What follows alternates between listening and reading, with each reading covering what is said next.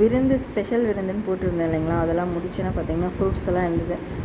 ஏற்கனவே நான் வந்து அந்த விருந்து சாப்பாட்டிலே காமிச்சிருப்பேன், ஜூஸ் போட்டு குடித்ததெல்லாம். அது நான் காமிச்சேன்னா என்னென்னு தெரியல, நான் வந்து போட்டு கொடுத்துட்டேன். அதனால் என்ன பண்ணலான்னு பார்த்தேன், சரி ஒரு ஃப்ரூட்ஸ் மிக்சர் மாதிரி பண்ணலாம் அப்படின்ட்டு ஃப்ரூட்ஸ் எல்லாம் கலந்து கொடுப்பாங்க இல்லையா. நம்ம நிறைய கல்யாணத்துக்கெலாம் போனால் மண்டபங்களை சாப்பிட்ருக்கோம். பட் அதில் என்னென்னா அப்படி அப்படியே போட்டு டூத் பிக் வச்சு கொடுத்துருவாங்க. அப்படி அப்படியே எல்லா பழமும் போட்டு கொடுப்பாங்க, நம்ம எடுத்து சாப்பிடுவோம்.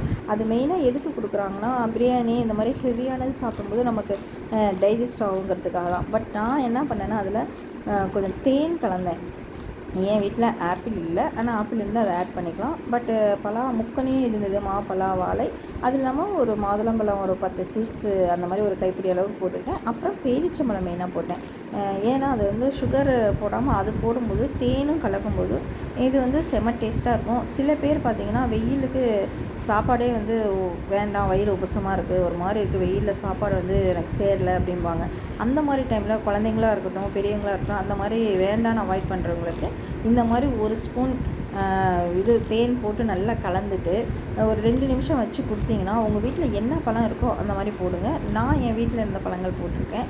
மெயினாக இதில் என்னென்னா புளிப்பு வந்து அதிகமாக சேர்க்காத பழங்களாக இருக்கணும்னு வச்சுங்களேன். அப்போ வந்து நல்லாயிருக்கும், வயிறு வந்து கூலாக இருக்கும் சாப்பிடும்போது. இல்லை உங்களுக்கு இன்னும் கூலாக வேணும் அப்படின்னா ஐஸ் கூட ஆட் பண்ணிக்கலாம். ஐஸ் க்யூப் போடலாம், இல்லை நீங்கள் ஃப்ரிட்ஜில் வச்சு கூட சாப்பிட்லாம், எப்படி வேணாலும் பண்ணலாம். இல்லை ஸ்டோர் பண்ணி வச்சுட்டு யாராவது வீட்டுக்கு வராங்கன்னு வச்சுக்கோங்க, ஜூஸே கொடுக்கணும்னு இல்லை, இந்த மாதிரி கொடுக்கும்போது அவங்களுக்கும் ஒரு நல்லா வயிறு ஃபுல்லான மாதிரி இருக்கும், சூப்பராக இருக்கும் சாப்பிட. ஒரு கப், சின்ன கப், என் பொண்ணு அதுக்கு தான் அந்த கப் காமிச்சிருப்பா பாருங்கள்.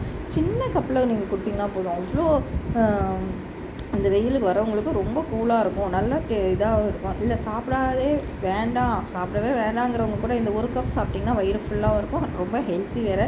கண்டிப்பாக அதில் பேரிச்சம்பழம் ஆட் பண்ணிங்க, சுகர் ஆட் பண்ணாதீங்க.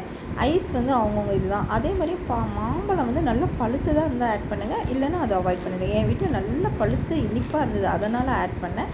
இல்லைன்னா நீங்கள் அதை வந்து அவாய்ட் பண்ணிவிட்டு வேறு பழம் என்ன இருக்கோ அதை ஆட் பண்ணிங்க. கோஷா பழம் இருந்தது, நான் ஆட் பண்ணல, போதும் 5 இருக்குது அப்படின்னு சொல்லிட்டு நான் ஆட் பண்ணல.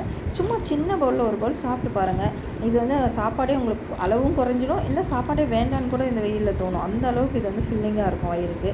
அப்புறம் என் பொண்ணு என்ன பண்ணான்னா, பலாப்பழம் நல்லா குட்டி குட்டியாக கட் பண்ணி அதில் தேன் கலந்து சாப்பிட்டா. குழந்தைங்களுக்கு இந்த மாதிரி கொடுக்கும்போது நமக்கு வந்து இதில் அயன் கண்டென்ட், ஃபைபர் எல்லாமே இருக்குது இதில். அதுலேயும் செவ்வாழையில் நான் ஏற்கனவே சொல்லியிருக்கேன், ரொம்ப சத்துன்னு. செவ்வாழை கிடைக்காத பட்சத்தில் நீங்கள் எந்த வாழைப்பழம் வேணாலும் ஆட் பண்ணிக்கலாம். இந்த மாதிரி ரெகுலராக இந்த வெயில் காலத்தில் அட்லீஸ்ட் வீக்லி ஒன்ஸு இல்லை வீக்லி 2 இந்த மாதிரி சாப்பிட்டு பாருங்கள். எப்படி சாப்பிட்டு பார்த்துட்டு எப்படி இருக்குன்னு கமெண்ட் பண்ணுங்கள்.